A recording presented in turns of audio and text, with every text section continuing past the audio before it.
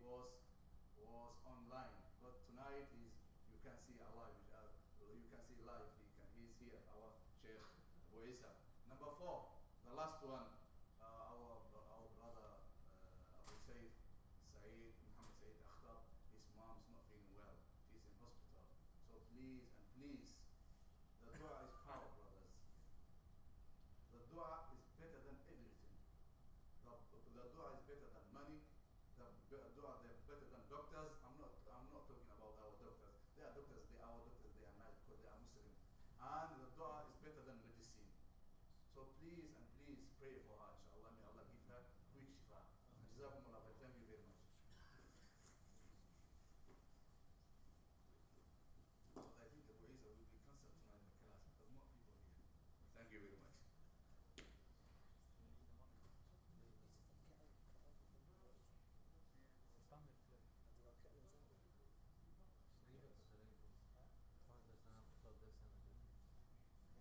I've already live streamed it. So leave it for today.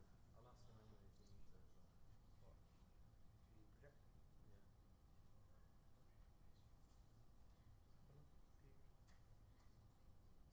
Happening or what?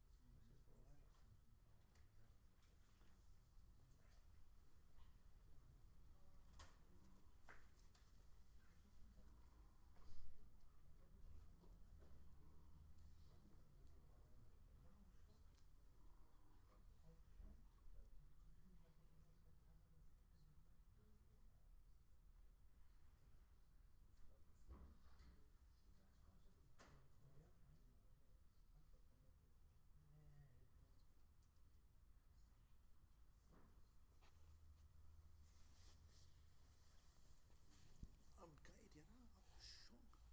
The guy in top, Imran Nazir, who's one of our boys, by the way. Yeah. He's 100 points ahead of you now. How did that happen? No, there had to be a second one somewhere. Meaning? They've lost it.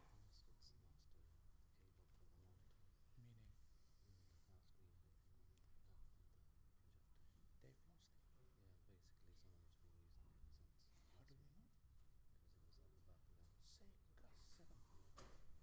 I've used a spare thingy, but I don't have It's just a the- normal supply. I'll get you one. Do you know who used it? Do you know who used the computer? No, I don't, but I'll get you some just a normal computer supply.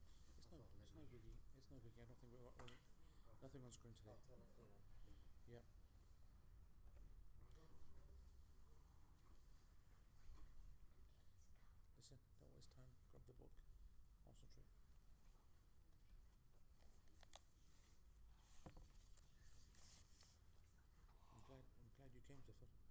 At least I've got someone to speak to today. If we keep you there, Zafar, and we put Bob's behind there. I don't think there's anyone there. I'm saying, we put Bob's back there, keep Zafar there, Suleiman will keep him, then I've got a full crowd.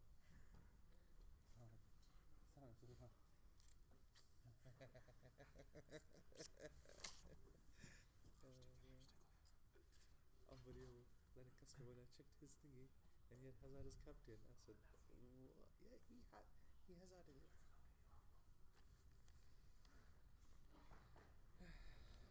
Huh? Oh, he's still 100 miles away. 100 or something. 140, I think. I think that's why he named his team 140. I don't know why.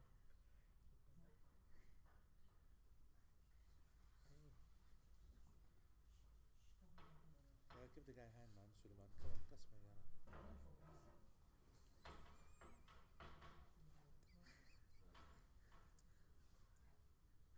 Start, ya Bismillah, start.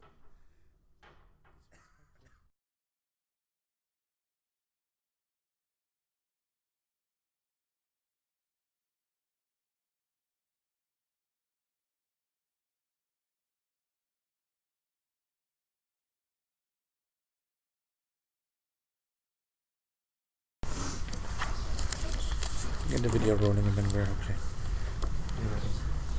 It's on live, yeah?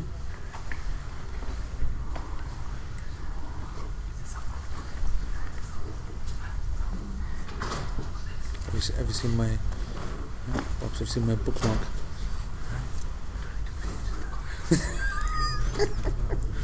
This is what I do when I'm on the plane. You are on live. This is my bookmark.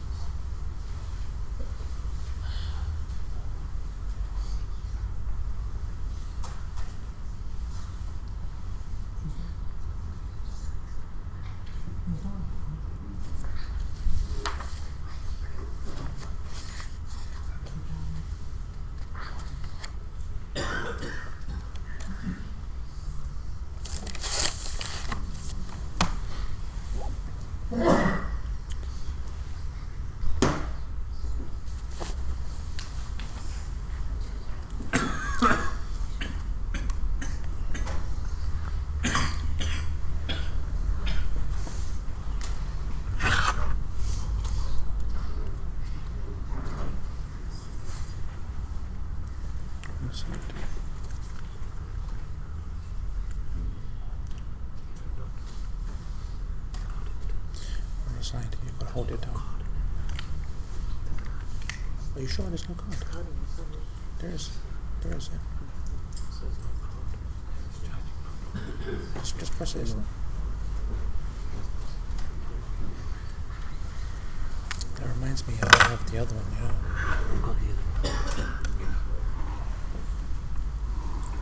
Okay, Bismillah ar-Rahman ar-Rahim, Alhamdulillah.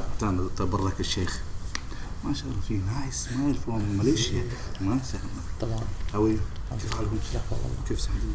شزات غير موجود الحلقة مو يعني اللذة يعني ايه إيه. بس نشوفك الفجر الساعة 6:30 نعم الفجر. طيب الله يجزاك خير. نشوفك بارك فيك. إن شاء الله. في أمان الله. استودعكم الله. بسم الله الرحمن الرحيم. الحمد لله رب العالمين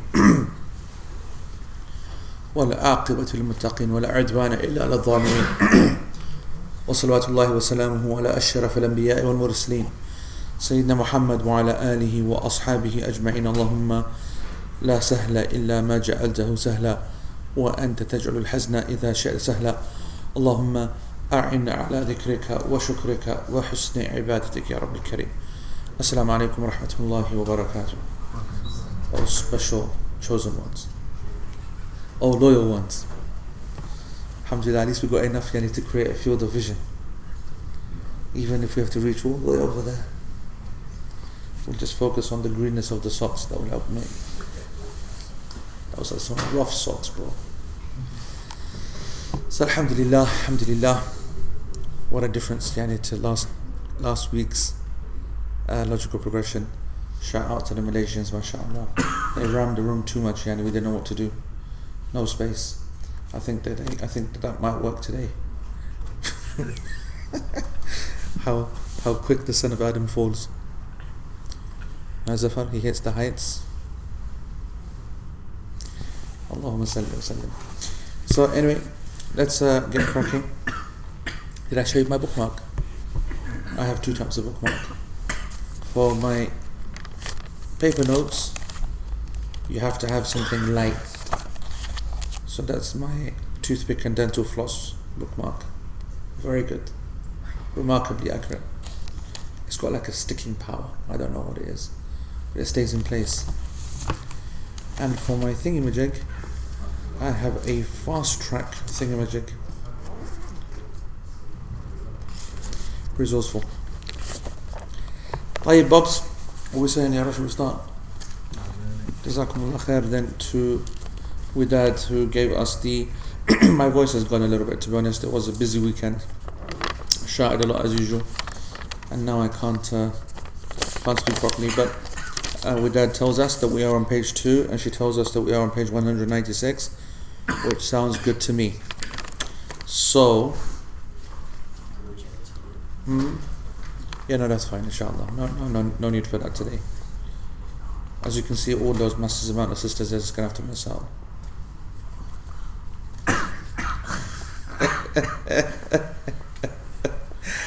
Oh my goodness. Okay, so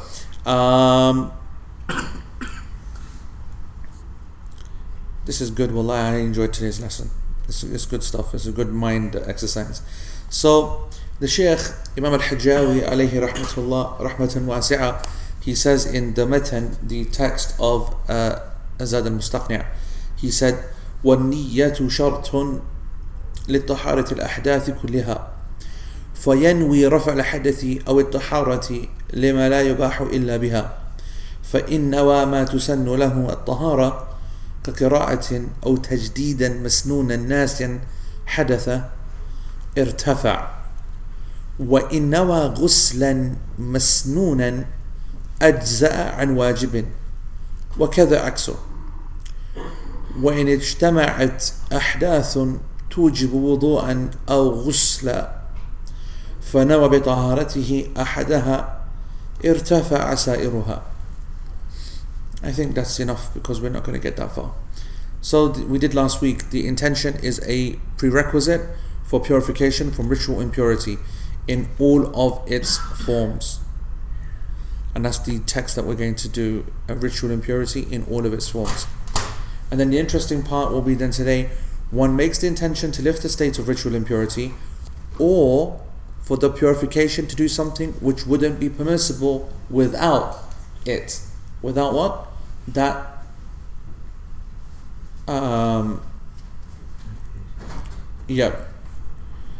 Yani, I'll explain in a minute. And then if one intends something for which purification is only recommended, such as reciting the Quran, or alternatively one intends the sunnah form of renewing one's wudu, but with the condition that they've forgotten whether they invalidated their wudu previous to that, the state of ritual impurity will still be lifted. Now that, it doesn't matter how many times you read it, doesn't make any sense. Okay? So don't worry, because it will become clear. It's actually very interesting. Very interesting. Alright. So, on page 196 then, Sheikh, basically he says that, just to finish off that sentence, basically, because we did yesterday, the intention is a prerequisite for purification, but now from for ritual impurity in all of its forms, لطهارة الأحداث كلها. And the ahdath is the plural of the word hadath. And of course, if you remember correctly, hadath is actually, even in Arabic language, hadath is something that happens. Okay, that's what hadath means. When something new comes around, a situation occurs. Okay, so we can say that in principle, a hadath is something which happens to the body. In principle, something which happens to the body, which prevents one from performing the action of prayer or other things like that. That's what it means in principle. That's what a hadath means. A hadath is, when we say that he was involved in hadath, it means he had an accident. So in like if you was to read a news headline in the Arab world, if he was involved in a hadath, it basically means that he had an accident of some sort. So something happened. Okay? And of course, the word hadath also occurs. It's actually a very, very, very oft used word, and it has obviously a number of different meanings in the language, in fiqh, and in theology. Theology is where it gets really scary. The word hadath and its variations refers to the beginning of events and actions. And then we're starting to talk about Allah subhanahu wa ta'ala and the first things that happened and so on and so forth, and whether there is, it will blow your mind. That's for another, what do you call a 50 years period? That's for another 50 years. Anyway, okay, half century? No, there's got to be a word like decade. No? Half a decade, Bobs. Are you sure about that, Bobs? Can we just put that on audio? Half a decade. That's the problem. Just education. Private. No, yeah, private. That was private at KD Grammar School. Grammar School. It's okay, don't worry. We'll cook kebab tonight. Right. So, and Shaykh Uthaymeen, he goes, sometimes it's not just the actual thing which causes the one not being able to go and pray. Okay? Sometimes it is the reason behind something. وَأَحْيَانًا يُطْلَقُ عَلَى سَبَبِهِ. So sometimes it's actually used for the reason why something has stopped you praying. So not the thing which has stopped you praying, but the thing which has stopped you praying. For example, passing wind. Okay? Passing wind is something which happens to the body, okay? And it doesn't allow you to pray. It doesn't make someone dirty. It doesn't make someone impure. It makes you ritually impure. Alright? It means that you are not able to do the ritual act of salah. So that's what a hadath is, okay? But the word hadath is sometimes used for that which caused the passing of the wind, okay? And so therefore it doesn't then actually be, so the word hadath doesn't actually then refer to the physical nature of the thing, like going to the toilet, for example. Okay, so that's why in Arabic language, Shaykh Uthaymeen says is that we say that when going for a number two to defecate, that's also a hadath, and also when you go to urinate, that's also a hadath. And then the Prophet ﷺ also said in the authentic hadith narrated by Bukhari in Kitab al-Wudu, he said ﷺ that Allah will not accept the prayer of one of you if one does a hadath until he makes wudu. Allah will not accept the prayer of any one of you if he does a hadath until he makes wudu. لا يقبل الله صلاة أحدكم إذا أحدث حتى يتوضأ. So the hadath is like a thing which actually came about. Okay, Sheikh says that when we say, and this is one of those examples in fiqh where every word and letter has been chosen very, very carefully. Okay, this passage that's coming up. So when he says لطهارة الأحداث كلها أحداث. Remember, حدث is أحداث. The other word for impurity is what? The physical. Najas and jas. Yeah? Okay. So, najas and jas. By specifying hadath, all najas has been removed from this description.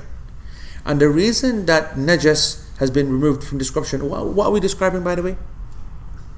What is this discussion concerning? Let's not forget what we're talking about. Wudu, but what? What exactly are we talking about? Intention. So the Shaykh is saying that you must have an intention if we want to lift, if we want to become pure from states of ritual impurity. Now, by specifying states of ritual impurity, that means you don't need to have an intention when it comes to lifting what? Correct, lifting states of physical impurity, actual impurity. You don't need an intention. And that is to be taken directly from his use of the word ahdath only. Okay?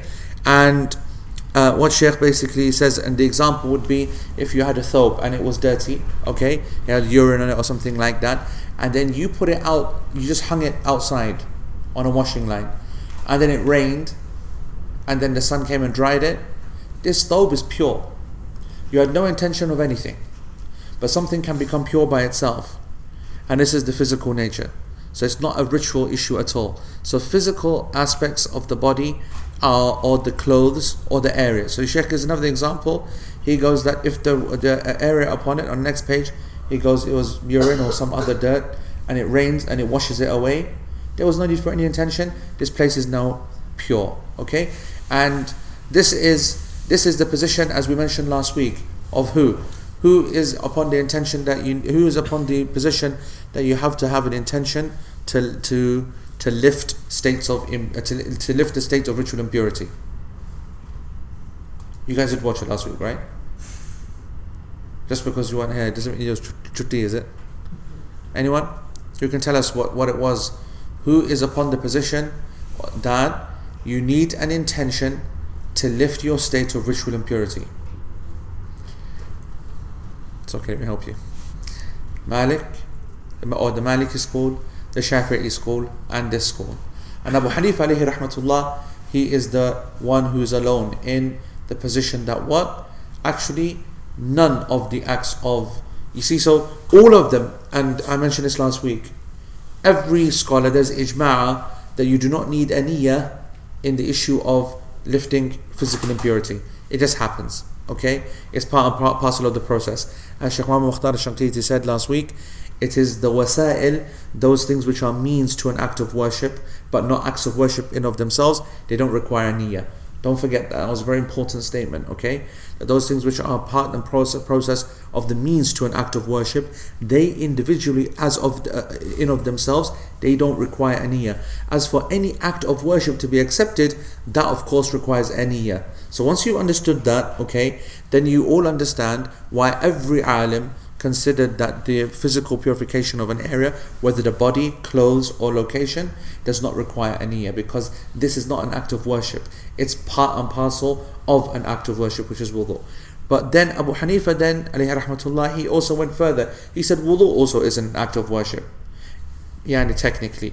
He goes, wudu is just actually the preparation and the wasa'il, the means for the act of worship of the prayer, the salah. Okay, and therefore he doesn't require a niyyah for the prayer, for the wudu. As for the three imams, they said absolutely not, and they said that it's very, very clear for us that it is a independent act of worship, what we call it ibadatun mustaqillatun, yani an independent, specific, intrinsic act of worship, and that's what we believe. Okay, and so, and Shaykh Uthaymeen gives some examples. He goes that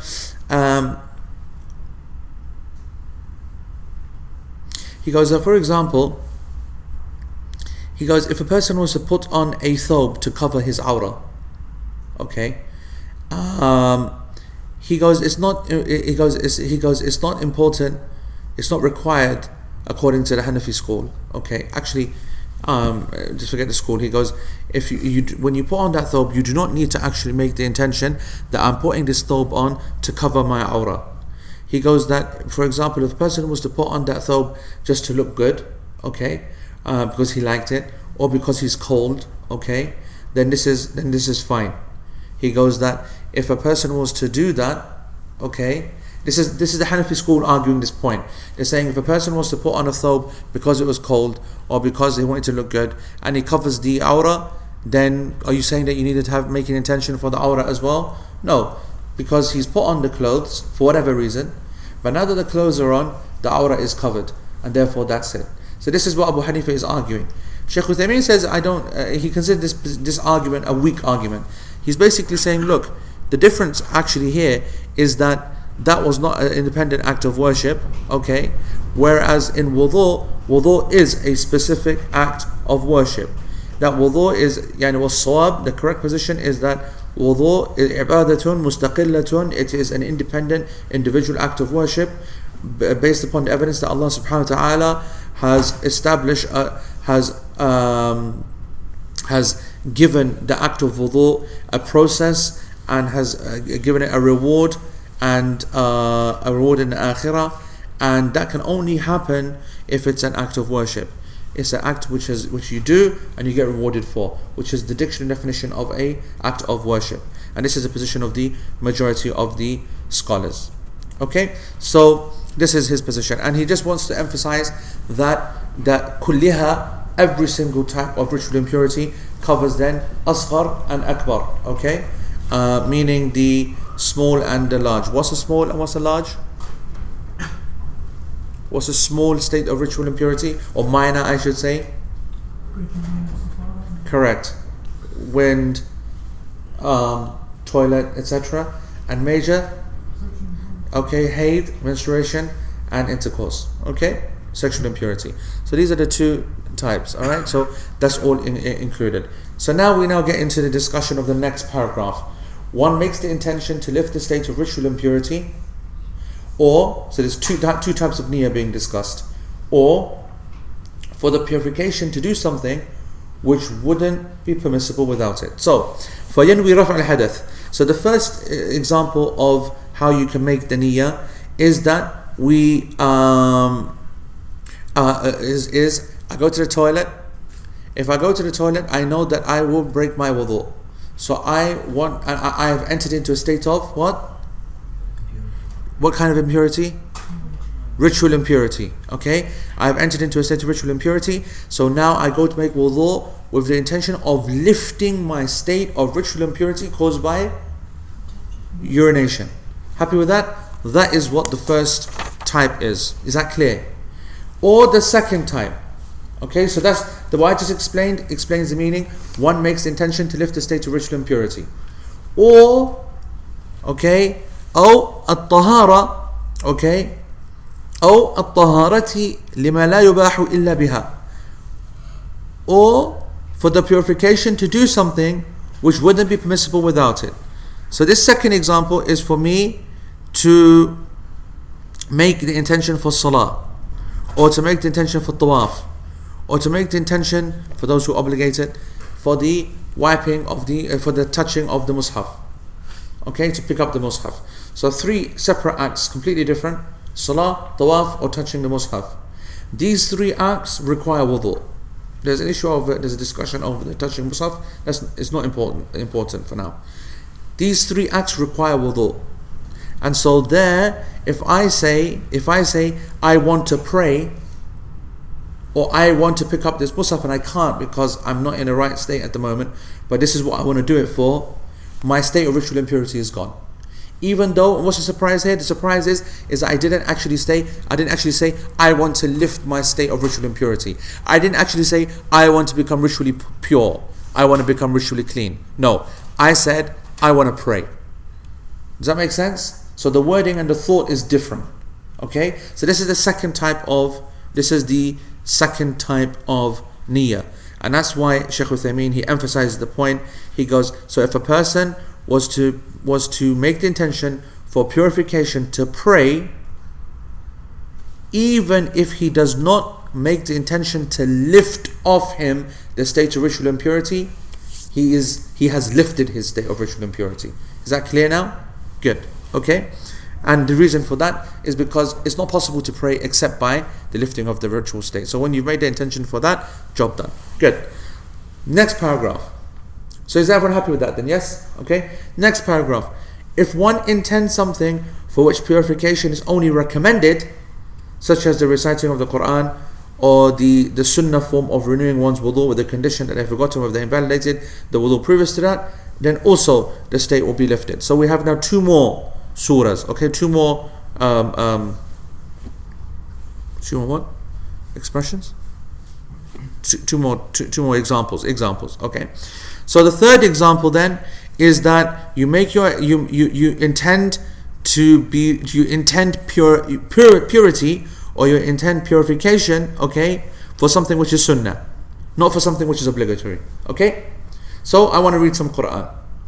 Now for reading the Quran, okay, and we're not talking about touching the Quran, we're just talking about reciting. Alhamdulillah Rabbil Alameen Ar-Rahman Ar-Rahim. Like, just I want to recite. When you want to recite, it is sunnah to be in a state of wudu. If you're not in a state of wudu, your recital is accepted and it's fine, but it's better and recommended to be in wudu, because in fact, as Shaykh Uthaymeen says, he goes, actually every dhikr, it's sunnah to be in a state of purity. It's better. The Prophet ﷺ said, "Karihtu an adhkur Allah illa ala tahara," that I hate that I mention the name of Allah except that I am in a state of purity. Okay? I dislike the fact that I make the dhikr, okay, dhikr of Allah subhanahu wa ta'ala, except that I am in a state of purity. Alright, and that hadith has been narrated on page 117, if I am not mistaken.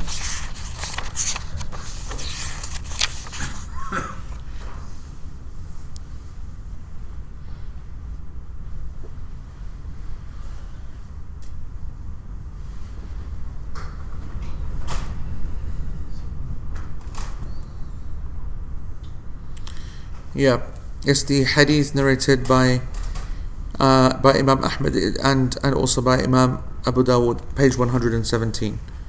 Okay, the hadith is authentic. So, yeah.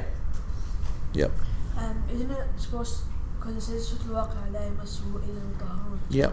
It's like fard to be in state of. For the time being, yes. The touching of the mushaf, okay, is something which requires wudu or tahara. But we're now not talking about the touching. We're talking about someone who's just reciting by himself. Reciting Quran, so reciting any surah, or reciting any dhikr. It's allowed. If you don't have a state of wudu, it's allowed. But the Prophet ﷺ preferred that he's in a state of wudu. Actually, I'll add even more. Shaykh Uthaymeen, he says every dhikr which is done, any dhikr, if you have wudu, then it's sunnah to have wudu.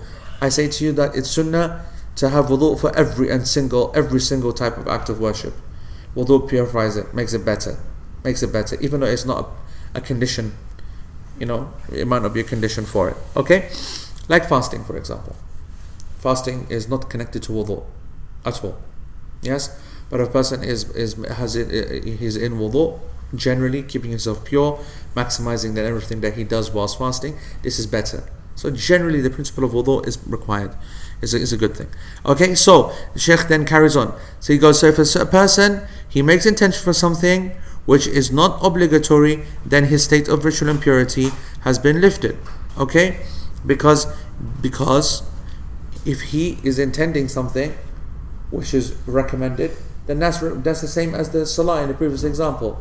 He's intending something which is going to lead to a lift of the state of the ritual impurity anyway. So it's the same as the previous point.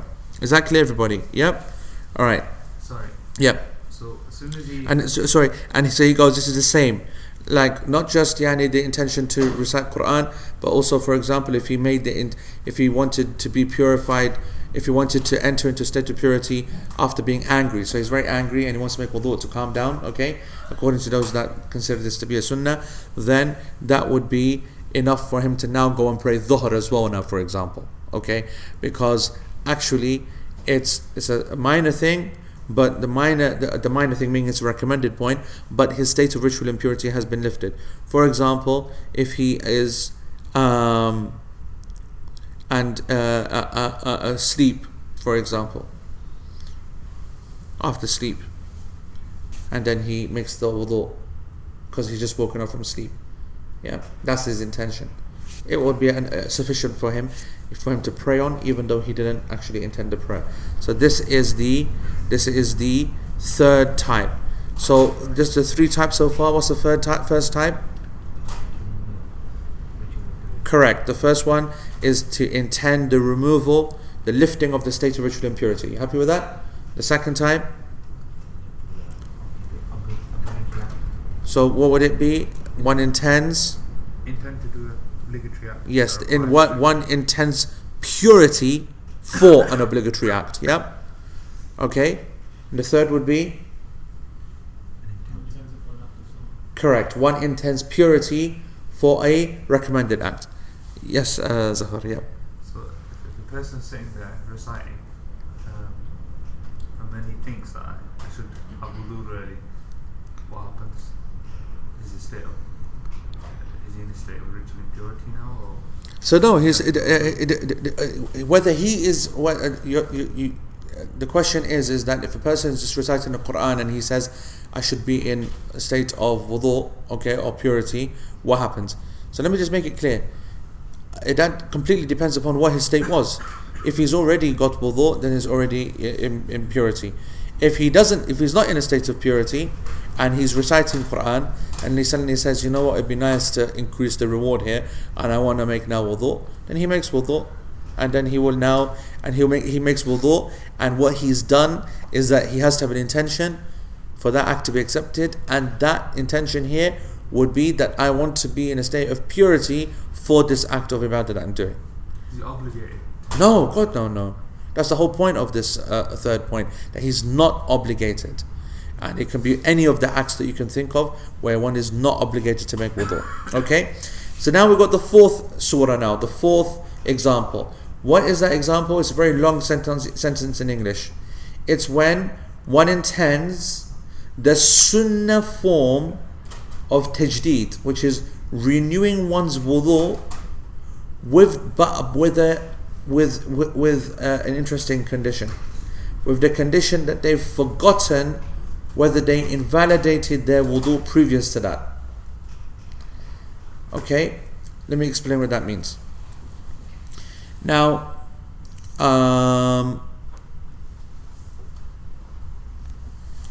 let me explain what tajdeed means. Tajdeed al-wudu is that a person, okay, he prays a normal prayer, and after he's finished his prayer, okay, like dhuhr, nothing happens, he's still in wudu. Asr time starts, he goes, I want to now make my wudu again for asr. This is called tajdeed. We haven't broken wudu. Is that clear? So this is the renewal of wudu, and this is the sunnah act. This used to be the sunnah of the Prophet ﷺ, and it used to be the sunnah of the companions big time. Okay? And that's why, for example, if you it's just a random point that comes to my mind, because it's always Abu Hanifa's name that's mentioned. I don't know whether it's like in fact, I've forgotten the statement now. What is it that he used to 40 years he didn't make wudu at night or something? Well, how's it go? During the night, Maghrib, he prayed the salah of Isha. He prayed the salah of Fajr on the wudu of Isha for 40 years or something like that. Yeah, and this is put forward as a praise, like, of Abu Hanifa. And there's no doubt in my mind, Allah Alam, that this is a fake statement. Not because Abu Hanifa didn't pray tahajjud, there's no doubt about that. I mean, he's way beyond that. Okay. In fact, the problem with this statement is that Imam Abu Hanifa rahimahullah is far better than this statement, because there's no style here, and no quality, and no sunnah in not making wudu throughout the night time. and we expect anyone upon sunnah to have made wudu for the tahajjud. We expect someone who's upon the sunnah to not stay awake all night, but rather to go to sleep and then pray later on in the night, which is a sunnah, okay, of the Prophet ﷺ. And we expect a person to make wudu again for Fajr, especially Imam, especially Abu Hanifa. So I just want you just as another example. This statement is false.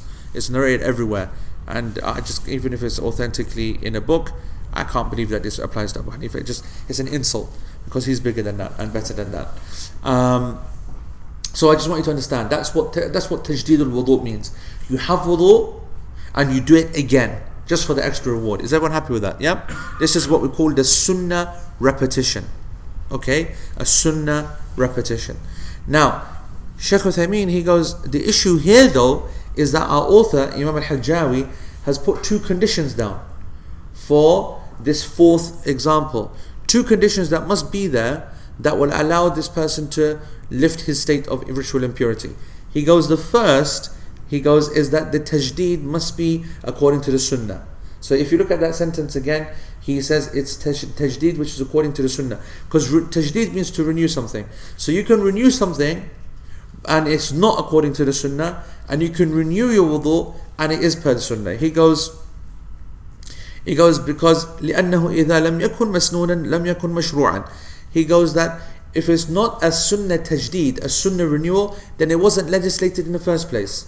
It wasn't legislated in the first place. So for example, if someone intends to renew his wudu and it is not a sunnah version, then he has intended a purification which is not legislated, and therefore by that his state of ritual impurity is not lifted. So he goes, for example, the tajdeed of wudu is considered masnoonan, meaning a sunnah of the Prophet ﷺ, if a person prays with the wudu of that prayer, and then after after he's prayed with the wudu of that previous prayer, he then makes a wudu and he prays with that new prayer, with that new wudu, new prayer with the new wudu. So as I said the example, the sunnah tajdeed would be, I make wudu al-dhuhr and I pray dhuhr and I pray my sunnah, and I haven't broken my wudu, and asr time now enters, and now I make my wudu again, I haven't broken my wudu, and now I pray asr now with my new wudu. This is the sunnah form. Is that clear, everybody? Alright, this is the point. Okay, now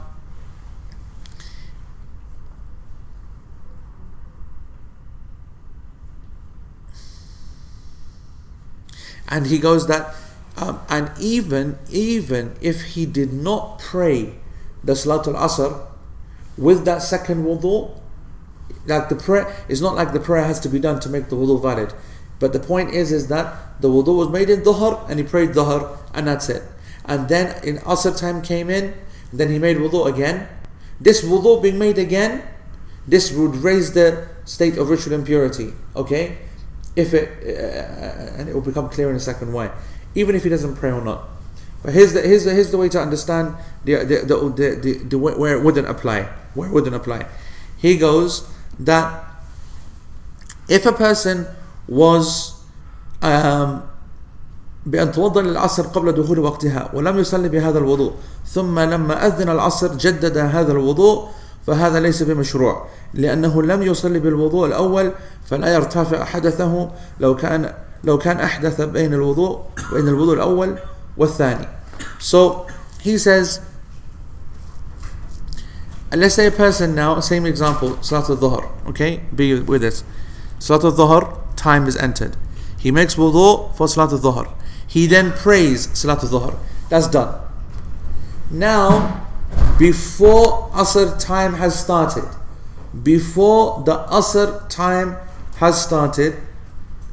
he makes wudu.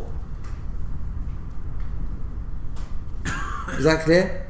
Before the Asr time has started, he makes wudu.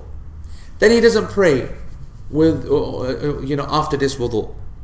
And then Asr time starts. And then he makes wudu again to pray Asr in Asr time. Is that clear? Are you following so far? So he was in Dhuhr time 5-10 minutes before Asr, half an hour before Asr, doesn't matter. He makes wudu again for whatever reason, but he doesn't pray using that wudu. And then the Asr time starts, and now he does wudu again, and then he prays with that one. What happened is that in between these two wudu, he didn't do a prayer and he didn't break his wudu either, his state of purity. Is that clear? If he was to do that, this second wudu would not be a wudu or a purity that lifts the state of ritual impurity. Why? Because the tajdeed was not according to the sunnah. It was not a legislated tajdeed.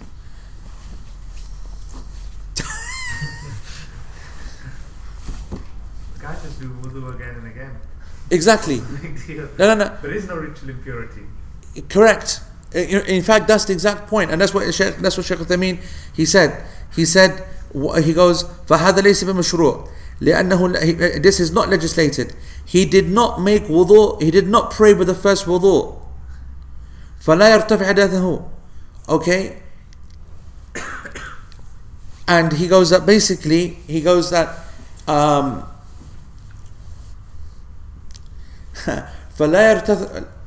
فلا يرتفع حدثه لو كان أحدث بين الوضوء الأول والثاني.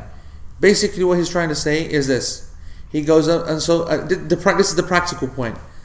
You know, when I said that he made the wudu 5 minutes before Asr and didn't pray with it, and then he made the wudu again, okay, in Asr time, right? And then he prays with that. There's that gap period now, okay? I want you to know that this second second wudu that he made, this is not the tajdeed of wudu, because you can only renew a wudu that has been used. Does that make sense? Okay? Right, good. Practical point being that if he had broken his wudu between these two wudus, okay, the second wudu would not lift his state of ritual impurity. Someone tell me why? Huh? No. What's the clear? Because he has the intention of tajdeed. Exactly. That's it. Alhamdulillah, someone's understood it. Because this whole chapter, this whole fourth example, is all just if you want to understand. I know this is blowing everyone's mind, but if you want to understand, this fourth point is all about a person who, in his mind, when he's making wudu, is only thinking tajdeed. If this person is thinking of making wudu for Asr, then it's not a discussion. This is not about that. This is about a person who's only thinking about renewing his wudu. That's it. Renewal. So we're thinking that if there's a person, it's like the guy who said that he puts on his clothes because it's cold, and he doesn't think for a second about the aura, for example. Yeah, we just want to make sure that he covers his aura. So likewise, we've got this guy who's only thinking tajdeed, renewal. So we're saying, you know what? That's fine, bro. If you don't want to make a proper, accurate intention, which is I want to become pure for X prayer, and you want to go down the whole renewal line, then you know what? You're going to be fine. But for it to be fine, there has to be some conditions. And that condition is that the actual renewal must be according to the sunnah. It's got to be a renewal. So again, I'm going to explain it so that you appreciate the point. If I had now prayed my dhuhr with my wudu, that's fine, okay? And now, before Asr starts, I make my wudu again. I've still got wudu, okay? I make my wudu again, and I don't pray using that wudu. And then the second prayer, then Asr time now comes in, and I'll make wudu again, and then I pray. So that wudu, that final wudu, that second wudu, call it, okay? That final wudu, that was not a renewal, because it can only renew the wudu that has had a prayer attached to it. So therefore the previous wudu, okay, that was non-legislated. So therefore, not according to the Sunnah, is not even legislated. Okay? Therefore, if I was unfortunate enough that on the stroke of Asr entering, I broke my wudu. I went to the toilet, for example, and now I go and I make my wudu, but I'm not thinking lifting state of ritual impurity, I'm thinking renewal. My wudu is not lifted. My ritual impurity is not lifted. I'm not in a state of wudu. Why? Because I can't use the renewal line here. I can't use the renewal card because I'm not renewing my wudu, because I never prayed with the previous one. So it's therefore not a renewal. Does that make sense? Okay? If you think about it, someone's going to have to word it in a nicer sentence, but that's the point. That if I was to break my wudu between these two, then it wouldn't work. This is the application. Someone say to me, explain it. Someone say no. Someone tell me that. It makes sense. But what if the first and second renewal of the wudu was when Asr had started? So far you've told us you did it 5 to 10 minutes before Asr. Okay. What if you did it after Asr? Yep. Wudu? Yep. For some reason didn't pray. Yep. And I thought I'd do wudu. Same would apply. So it's not even the issue of the time. It's not the issue that it was before Asr. Let's say that a person prayed Dhuhr and everything, all done. Asr time starts and then he makes wudu. But he doesn't pray with it. And then after half an hour, still within Asr time, he makes wudu again. He makes wudu saying, what? I'm renewing my wudu. That's what I'm doing. If he was to pray with that prayer and he hadn't broken his wudu at any time, would that prayer be valid, yes or no? Because he hasn't broken his wudu. Happy with that? Let's say between a wudu 1 and wudu 2, he had broken his wudu. Would that prayer be valid? It depends on his intention. It depends upon his intention. If he's doing it with sunnah of the tajdid, Yep. then it won't be Correct. If he is making the intention that, I'm just doing tajdeed of my renewing my wudu, then the prayer is invalid because his state of ritual impurity has not been lifted, because he is not doing a tajdeed, a legislated tajdeed, because the previous one was not used. Do you understand? Whereas if he was to make wudu and say, hey, I'm praying for wudu for Asr, no problem. Which is why, of course, it's always important to be aware when you're making your intention, that you're clear what you want to do. I want to lift a state of ritual impurity. So it's just a point. Now, but obviously this is a very specific scenario, isn't it? It's probably that one guy out of a million who is, doing tajdeed al-wudu all the time. Jazakallah khair, and he's next level guy, right? But he's caused himself a problem, basically, yeah? So, because he's only thinking like that. So that's the first condition. There's another condition as well, which makes it even more fun. The second condition is that he has to forget his ritual impurity. In the English, what does it say? How have we translated it? Translated it as, or one intends the sunnah form of renewing one's wudu with the condition that they've forgotten whether they invalidated their wudu previous to that. Okay? On the condition that they've forgotten the hadath. What does that mean? For example, if a person forgets his that he broke his wudu,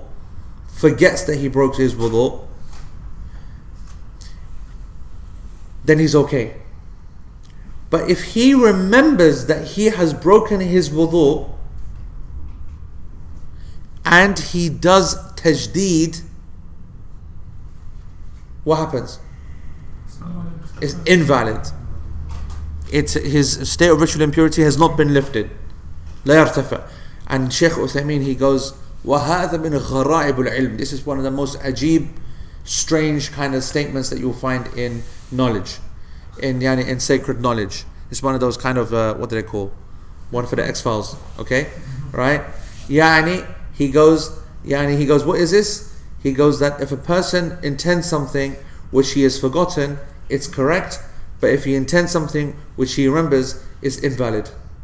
Okay? So he goes, this obviously wouldn't make sense in any other field of knowledge at any other time, but just because this is one of those very rare circumstances where this is applied. Okay, and it makes sense. He goes, and so the example is this. He goes, there's a man, he prays dhuhr with the wudu of dhuhr. He prays dhuhr with the wudu of dhuhr. Why is that pack reading? Like Gus may tell me he's reading a book. Rah. Which one are you reading? Have you seen how he put it? Have you seen that? I want everyone to witness this. Lift up the other book. The other one? No, the other one, the one that's being used as a cover. Listen, turn this around. Show everyone. This is a historic moment, okay? Show us how you did that. Yeah. This is the book, yeah? Sharh Mumti', which you're showing, okay? And now show what you had in there, like that. Yeah, lift it up so everyone can see. And now lift up that book in front of it. Yeah, mashallah. In between, unbelievable. What is that book called? What? Invincible Abdullah. And Isa was sitting there chilling out. What are you reading? Invincible Abdullah. Khalas, at least it's better than Horrid Henry, isn't it? Lana Kasme Bobs, what are you doing here? Unbelievable. That's that one where, you know, it's like the cut out Bible, with the gun inside, right? And exactly, or cigar case, or the Quran that has the Facebook open inside. You see it live right here, look.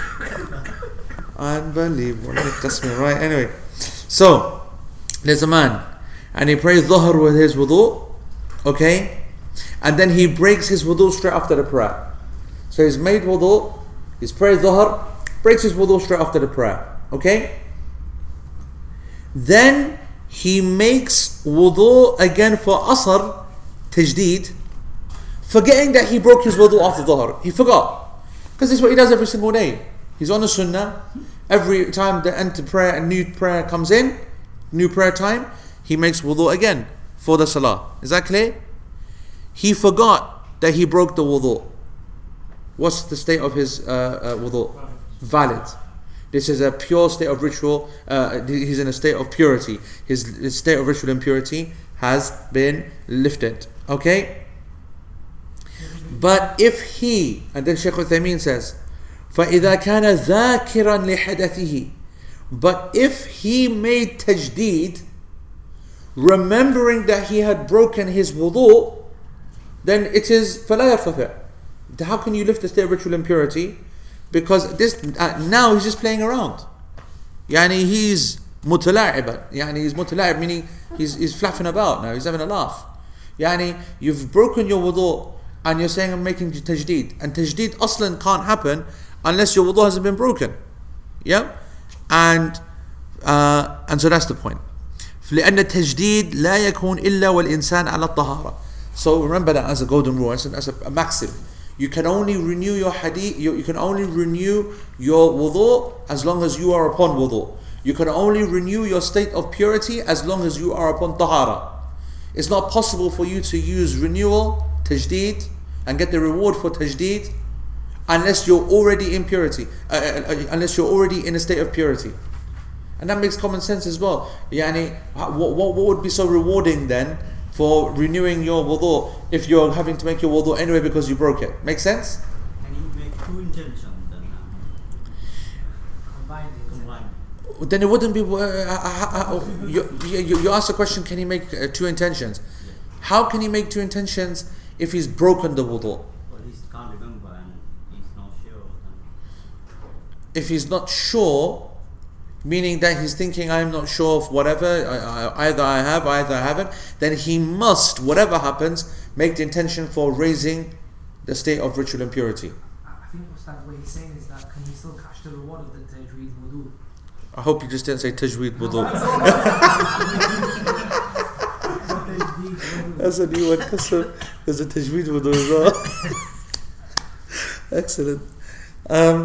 He's saying that, look, tajdeed is only going to happen if he's already in a state of wudu. Yes? And it's only going to happen if he's forgotten whether he broke it or not. If he's not sure, did I not, it can't be tajdeed. Unless, of course, he's sure, more sure that he didn't. then that's something else. That's going back to the principles of certainty and doubt. Okay?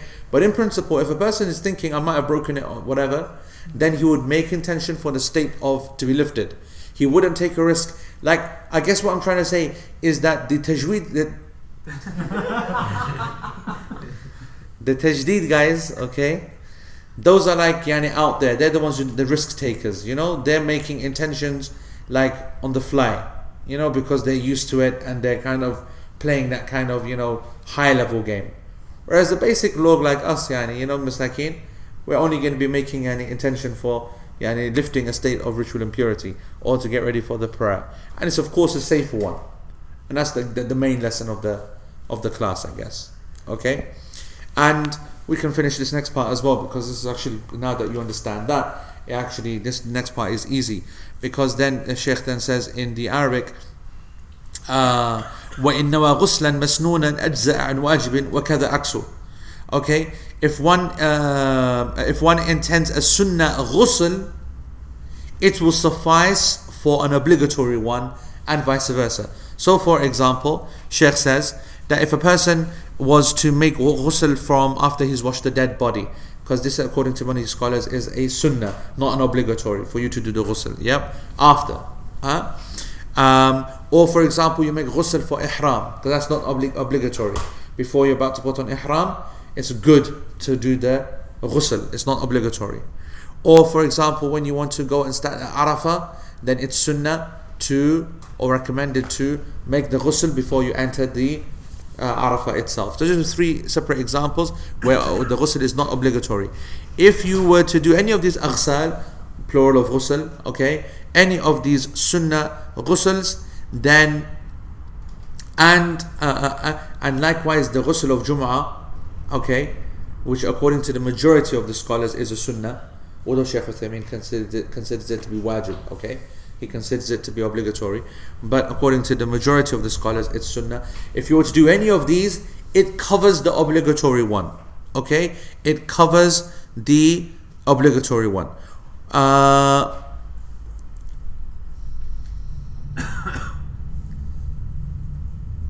Now, according to the madhab, or the Hanbali madhab, Shaykh Uthaymeen wants to make a point here. He goes, ولو ذكر أن عليه غسلا واجبا وقيده بعض الأصحاب بما إذا كان ناسيا حدثه أي ناسيا الجنابة فإن لم يكن ناسيا فإنه لا يرتفع لأن الغسل المسنون ليس عن حدث وإذا لم يكن عن حدث أوكي وأحد الرجل لم ينوي إلا الغسل المسنون وهو يعني what basically Sheikh is saying, he goes that but I do want, Sheikh wants to put for this statement. He goes, you should know that a number of the scholars of the Hanbali madhab, and it is now the official Hanbali madhab position, is say that the only time it's going to be accepted, okay, is if he was not aware of the reason why he broke it, because okay, let me explain this. According to Shaykh Uthaymeen, according to the Hanbali school, those 3 ghusls, they're not to lift a state of impurity. When you go to start to make ghusl for Arafah, it's not to lift a state of impurity, it's actually to purify yourself further. And when you go into ihram, it's not because you have just barakun wudu, it's because you purify yourself further. And the issue of the dead person, that's the only one of difference. Okay, so the point is that if you had an obligatory ghusl upon you, i.e. a state of janaba, okay, of sexual impurity, now the only time that this is going to cover the sunnah one is going to cover the obligatory needed, meaning, so for example, the Jum'ah, okay, if I consider this to be Jum'ah, to be sunnah, okay, if I had forgotten that I was in a state of janaba, I must have still forgotten it. I have to make sure I don't remember that, and then if I make my ghusl for Jum'ah, then the one for my janaba is covered as well. That's the point. Do you understand? It has to be that I have forgotten, and this is according to the Hanbali madhab. Shaykh Uthaymeen then goes forward. He goes, you know what? When I think about this statement, I think there's a point. I think they've got an argument. He goes, I think they've got an argument. He goes, He goes, بتعليل المذهب. He goes, the madhab, this is where the madhab is coming from. He goes that when لما كان الغسل المسنون طهارة شرعية, he goes, whenever a sunnah ghusl is actually a legitimate, a legislated act which purifies the body, okay, then it's legislated, then it will lift the state of ritual impurity.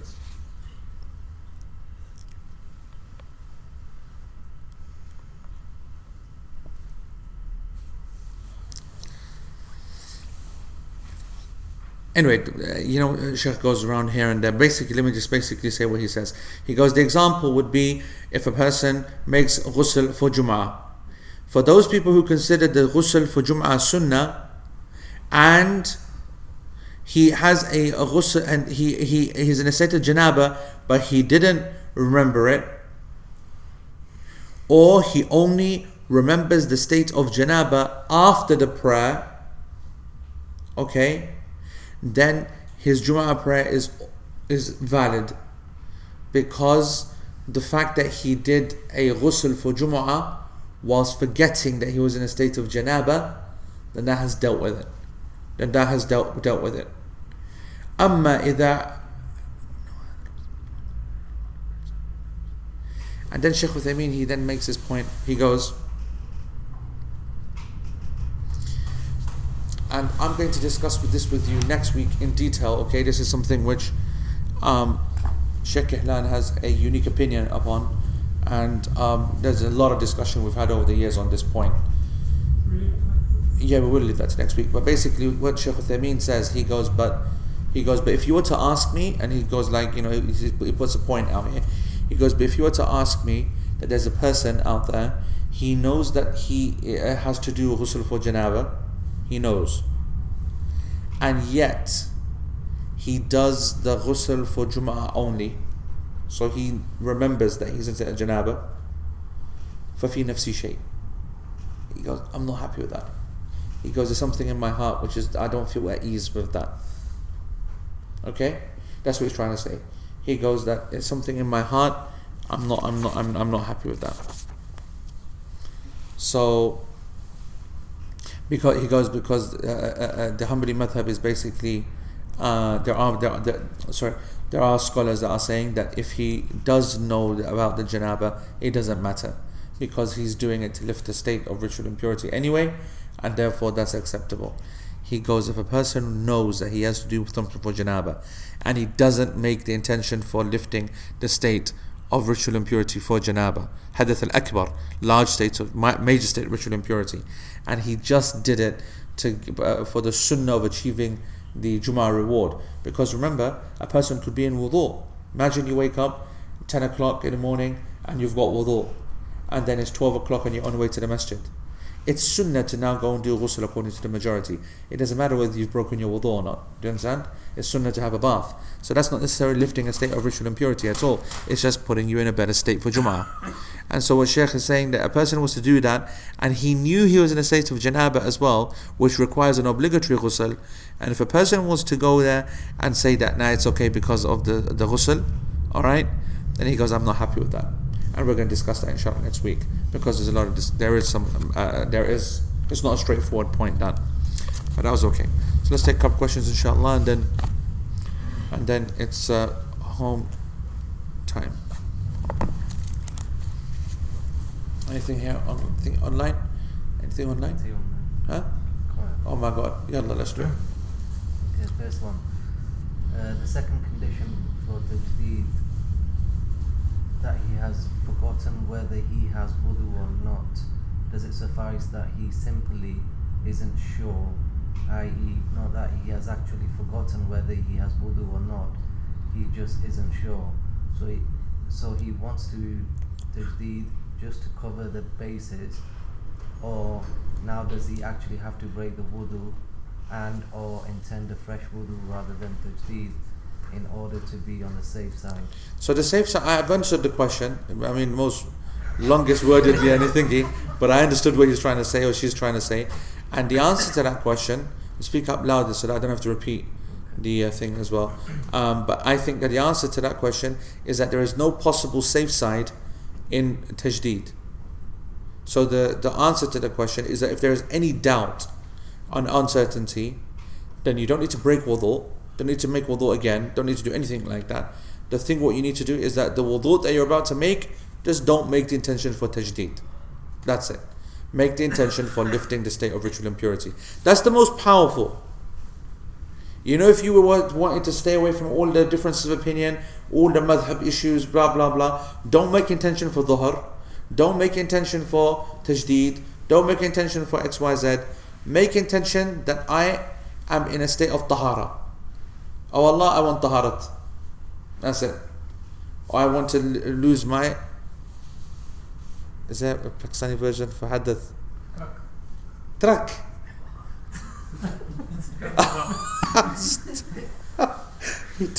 he tricked me there, cussed me there. I thought that was an Urdu word, man. It is an Urdu word. Oh right. Is it a swear word? No. Oh right, okay. You're lucky, Suleiman. Custom, man. Go on. So if he wasn't aware... Louder. So if he wasn't aware that he broke his wudu and did the tajdeed, then is he not excused due to his honest mistake? Is his prayer then valid or not? This is not a mistake. If a person is doing tajdeed and he had forgotten that he had broken his wudu, well, I guess it is a mistake. But this is the one which is allowed. No problem.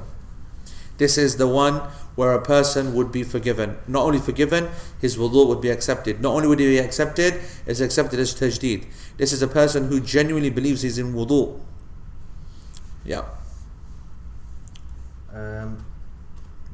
Can I carry on? There's only you now. Why would somebody even make the intention of tajdeed if they know that they have broken their wudu? Either number one, they don't realize that they've broken their wudu. Two, most of the time they've got no idea actually what tajdeed means. They probably think that just because I broke my wudu, it doesn't mean anything. For me, tajdeed means making wudu for every time, prayer time. Do you understand what I mean? Okay. If a person believes that tajdeed is me making wudu every prayer time, then he's got that wrong. That's not tajdeed. Tajdeed is making wudu for every prayer time without breaking your previous wudu. To do with the ghusl as well, then I mean Friday sunnah ghusl and for the ghusl. That's going to come next week, inshallah. That's going to come. Obviously, ghusl is sunnah, there's no doubt, and some said wajib. But the questions about the intentions, we'll do it next week. Yep. So if you have to do an obligatory ghusl before Jummah, does the ghusl suffice, the sunnah ghusl for Jummah? Yes, and that is the next statement. Wa'aksu. That's what that means. That the obligatory one for janaba would cover it. But that's according to the Hanbalis. We're going to debate that point. We've got a few opinions on that.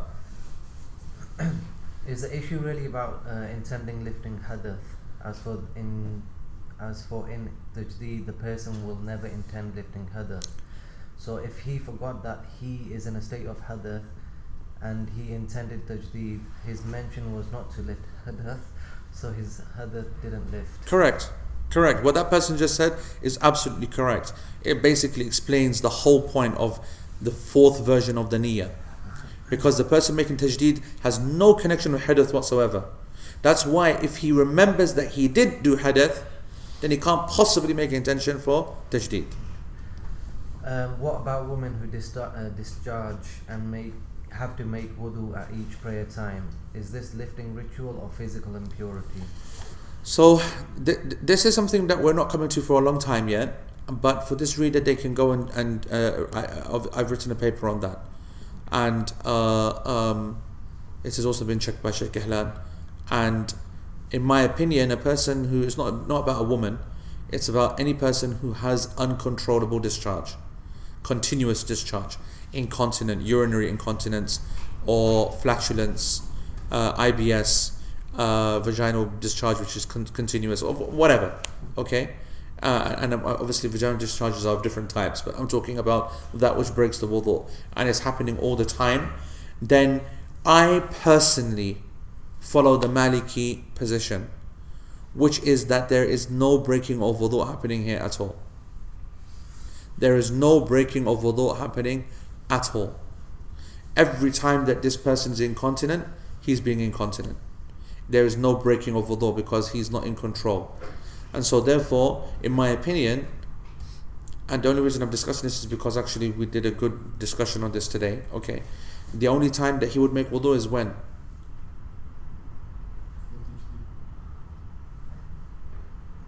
When he knows he's broken his wudu. Correct. When he knows that he's broken his wudu.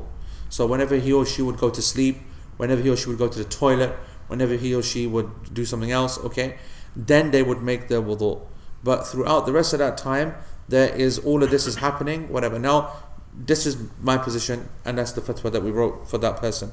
You can go and find that. Just type in Google incontinence, discharge, and Abu Isa and something like that. You'll find it somewhere. Okay, it's on the old blog. Or you can post it on Facebook. Yeah.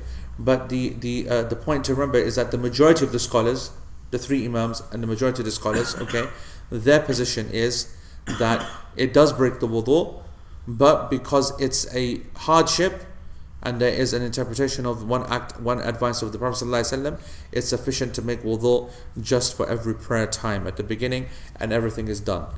But if you read my paper, you'll realize that I believe that this is a misunderstanding of the hadith itself. Yeah.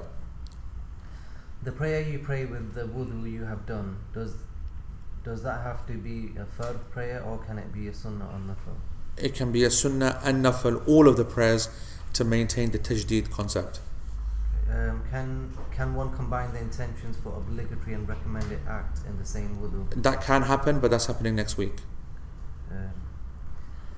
Why don't we make wudu then always with the intention of removing the state of ritual impurity and not for renewing wudu? It may prevent us from doing the mistake. No, because the best and most supreme action is the sunnah of the Prophet ﷺ, and he would make tajdeed al-wudu without breaking his wudu. So that is the higher, more difficult act, no doubt about that. What if he remembers after praying that his wudu was not supposed to lift ritual impurity and not renewal?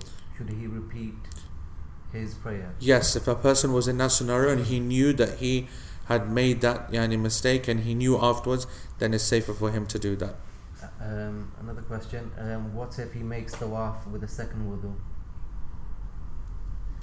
What's the second wudu? Tajdeed? Yeah, the three definitions what you gave. Yeah, so ghusl means.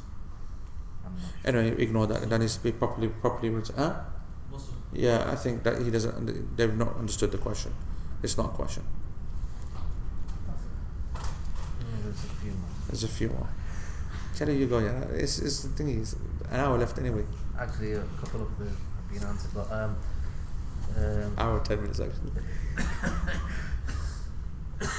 Go. Did say that the official position? Did Sheikh say that the official position of the Hanbali madhab has changed on the issue of the sunnah ghusl sufficing for the obligatory ones? Do official positions of the madhabs change over time? Absolutely. The official madhab positions do change, and this is not to say this has changed massively, but I will be expounding on this next week. But absolutely, the official position is never at the early stages. It's always after a number of revisions and key players get involved. Last one. Sheikh mentioned it is a ijma that the intention is required for wudu except the Hanafi madhab. I thought ijma means all with no exception. If there's an exception to the Hanafi meaning, it's not ijma, no? So, ijma'a means consensus of all the scholars. What I said, she misheard me or he misheard me.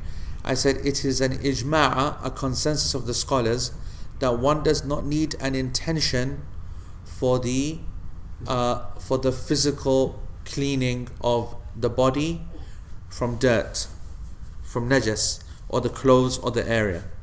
As for the need to have an intention for wudu or to lift the state of ritual impurity, then this is a position of the majority of the scholars, meaning the three imams.